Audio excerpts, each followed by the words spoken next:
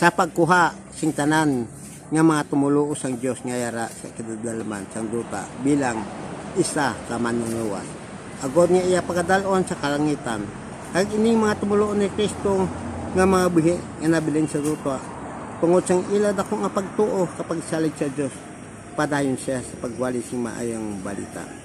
Nga bisan pa ginhingabot sila, ginadakop, ginapintasan, ginabunal, ginapaantos, ginabilanggo, kag ang iban ginapamatay nga wala sing kayo kaluoy. Kay ini mga tumuluon ni Kristo nga ginahingabot kag ginpamatay sa panahon ni ina. Ay kun nga gintinguan sila ni Satanas nga panglaglagon kay pamatyon sila. Kay hindi gusto ni Satanas nga iwali nila ang maayong balita sa bug-o sa kalibutan. Nga ang Kristohanon magadamo kag magamuad sa sining kalibutan. Kag amo ini kun nga naggamit sa Satanas sing madamo nga tawo agod hingimuton ubuson ang mga Kristohanon na nakalabilin sa duta.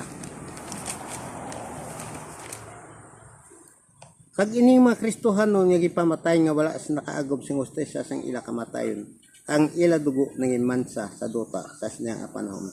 Kag ining mga Kristohanon nga nagkalabilin sa duta, nagpadayon sila sa pagwali kag nangin maisog sila sa pagwali sing maayong balita.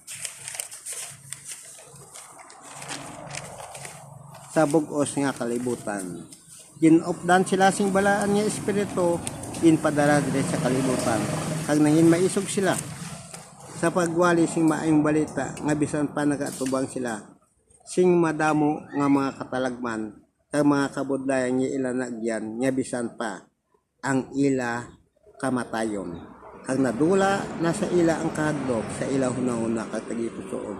Kag nangin hilwan sila sa pagwali sing maayong balita. Kag nagdamo kag nagbuad ang mga tumuluon ni Kristo kag naglapta sila sa bug-o sa kalibutan nga hindi mapungkan. Kag padayon sila sa pagwali sing maayong balita tob-tob sa sining nga panahon nga wala na sing may nagabalabag nagapugong sa ila pagwali. Agod mga Kristohanon magadamo kag mga buad sa kalibutan.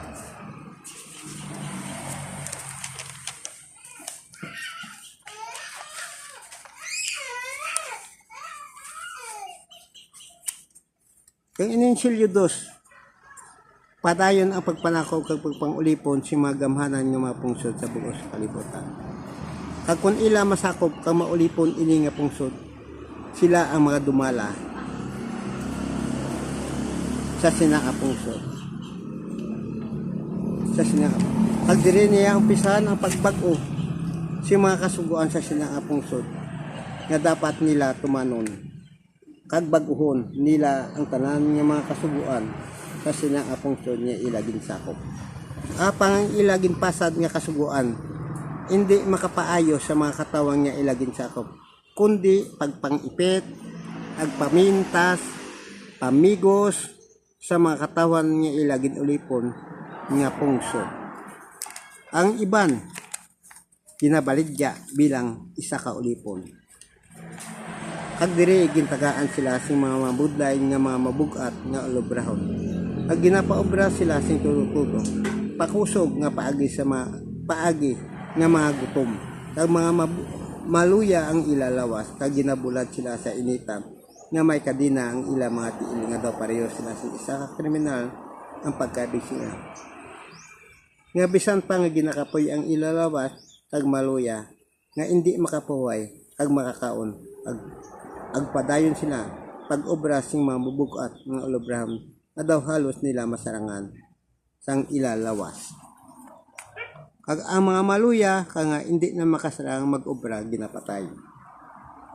Kag may ara nga mga bato, mga rebelde nga mga tawo apang ginadakop, ginasilutan, ginabilanggo kag ginapatay paagi sa makasiligli kag makahaladlo nga kamatayon sa atubangan sing madamo nga mga tawo. Agod nga hindi na sila makasunod sang ila ginahimo sa sining nga tawo. Ang iban sa ila ginahimo sing kalingawan sa sining nga mga tawo. Agod makatag sa ila sing kasadya kag kalipay kag mapatayan sa sining nga mga tawo nga ila ginulipon. ang panghakroy, panghayay, kag hinibi sa mga katawhan sa sinang apong sud nga ila ginulipon. Ang nadulaan na sila si paglaom nga makapalok sa sinang ang mga tabo nga mapintas ng manog lipon. Kag gusto nila pa mag-anon ang mga kabuday nga ila nagyan sa ila kabiyan. Tungod na batagan nila ang tumanagid kabugat nga mga kabudayan nga ila ginapasan sa ila kabiyan. Ang sobra nga pagpangalisod kasubo pag mga kabudayan nga ila nagyan kasi nga mga tabo. Ang ilang mga mata nagapalangharo kag puno sing luha. Ang makita nila sa sining mga tabo nga manog ulipon nga wala sing kaluoy sa ide si kataw. Ang ila pala abuton sa sining mga tao madulom nga wala na sing kasanag. Ang dalan nga ila ginausoy ang tanan ginkuha na si ila. Lapak pa ang ila kinamatarong nga tawhanon kapag ipit sang kailuwayan binang isa katawo. Gusto nila nga makapalos kag mahilway sa sining mga tao nga manog ulipon kag mapintas. Kag hindi na sila makaagwanta sa ginahimo sa ila, kag wala na sila sing kinamatarong sa ila kaugaling nga pungsod sa pagdumala. Nga ang iban nga pungsod ang nagadumala sa ila kaugaling nga pungsod. Kag hindi na sila hilway sing tanan nga ila pagabuhaton. Kay may nagamando, kay may nagadikta sa ila kung ano ang ila himuon. Kay ang kahadlok amo ang nakatubo sa ila na kagtagipuson. Nag-abot ang tion nga ining mga pungsod. Agin uli pong ginsakop, gimpintasan sining mga pungsod. Nagamhanan nga manog lipon. Nagtingwa sila nga mangisog, kang mahilwal, kang makapalo sing ila gapos sa pagpangulipon sa ila sa sining mga tawag. Kang nagtuga sing dakong agamo sa kada pungsod nga ginulipon nila sing malawig na nooy. Tungod sing dako nga mga handom nga mahilway kang makapalos sa ila pagkaulipon.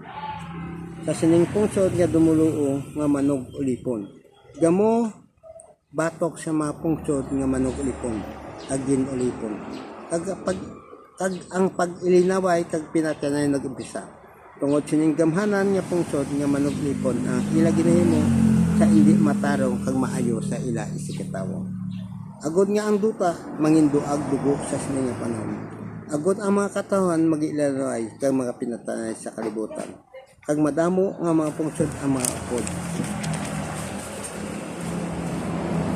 Sa sining dako ang gamo. Agdire na tabo ang isa ka madinugoon nga gira pang kalibutan. Ginuptan sing madamong ang pungsod sa kalibutan. Ang unang inaway pangkalibutan na tabo pag madamong ang mga katawan ang napilasan ka nagkalamat sa sinigare nga gira. Kag wala dire natapos ang kamo. Ang pag-ilinaway at pinatanay si mga katawan sa kalibutan nagpadayo. Kag dire gintasunan ang ikaduha nga inaway pangkalibutan. Naginlakipan sing madamong ang pungsod sa kalibutan. Kag dire na nagtuhaw sa katapusan nga silyo ang apat ka mapintas nga nakita ni Daniel sa iya planawon nagwa sa dagat sa panahon sang World War II. Daniel 7:1-8. Sang nauna nga tuig sa paghalin ni Belshazzar, nagbambo si Daniel, nakita ang isa ka planawon sa kagabihon. Insulat ni Daniel ini kagyari ang nasulat na nungod sang nakita ni Daniel sa nga gabi. May hangin nga naguyop gikan sa aminang. Bagatnan kag nakatungdan. Nagbuna ni sa kadagan sing dagat. Ang apat ka dalagkong asapan nagwa sa dagat. Nga ang kada isa lain-lain na ang itsura. Ang nahauna nga leyon ay pakpak pareho sa agila. Samtang nagalantaw si Daniel ang pakpak. Nakuha ang sapatin patindog sa iya duha, ang iya duha katiil taangay sa isa ka tawo. Dahil ginatagan siya sa panghunaw na ayas ang tawo. Ikaduha nga sapat na uso tan-awo. Kung imo tan-awo nagatindog siya duha ka pangulihing nga tiil. May ginataban sing tatlo ka guso kag may isa ka tingog nga nagasiling siya. Sige busga ang imo kaugalingon sa karne. Samtang nakatanaw si Daniel, nakita niya ang isa kasapa nga daw pareho sing inisang jupado. Pero may apat ini kapakpak sa likod, nga kaangay sa pispis. May apat ini kaulo nga may autoridad sa pagham. Samtang nakatanaw si Daniel, nakita naman niya ang ikaapat nga sapat. Makahaladlok, makakulugmat, sapat nga gamhanan ang iyang ipundalag ko nga mga sasalog. Nagkaon ini nagkaon ka nagtasak sa ila, hindi ini kaangay sa ibang nga sapat. Ini siya may napulo kasungay. Namumulungan ni Daniel. Nakita ang isa ka jutay nga sungay nga napungar sa tatlo. Tatlo kasungay nga yadto dito. Ini nga sungay may mata sang tao, may baba, nagahambal sa hinambog. Ini ikaapat nga sapat nga kita ni Daniel magadala ini sing dako nga gamo pag ilinaway pinapenay sa duta kag dako kalitan nga pagkabutan sa kalitan sa mga pagkabutang sa kapungsiran. Ini sila nagkalain-lain nga mga pungsudrasa.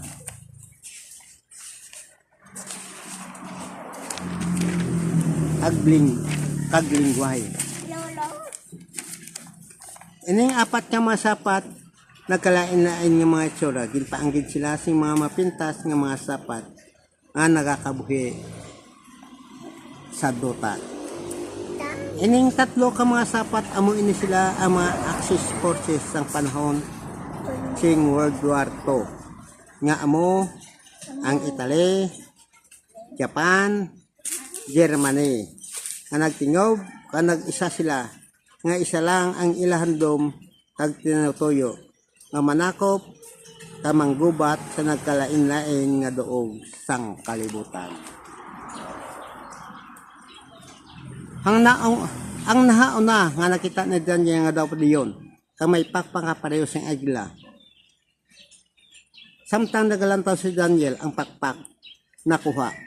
Ang sapag yung patindong iya duha katiil kaangay siyang isa ka tawo. Dahil ginatagad siya sa panghuna-una nga iya man sing tawo. Amo ini ang pungsod nga Italy.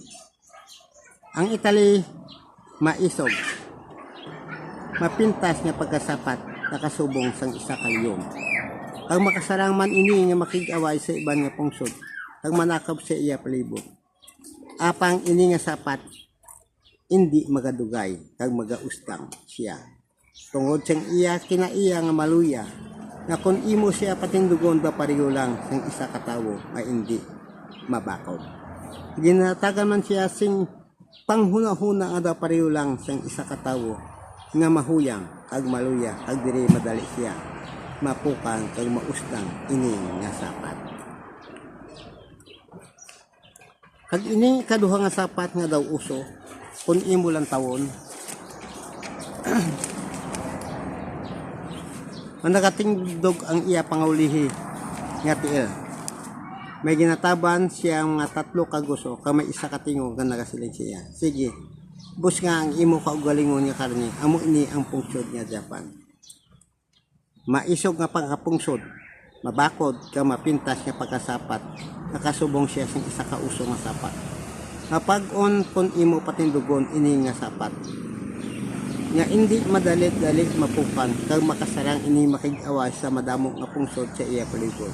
Pag wala man siya nakakadlok sa iban nga mga pungsod,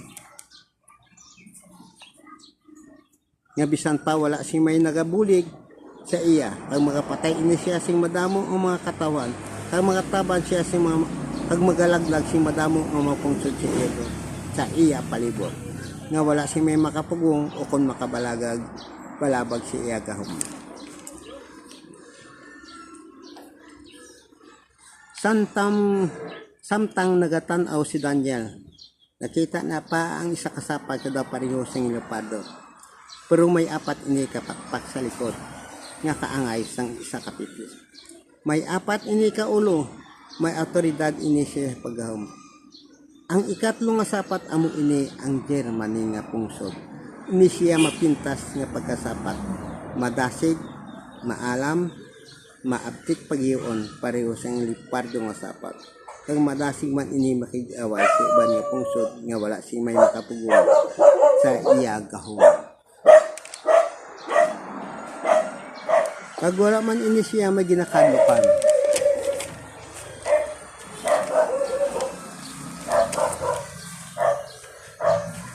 Nga pungsod siya iya palibot. Tungod siyang iya kapintas, kay isog nga pagkasapat,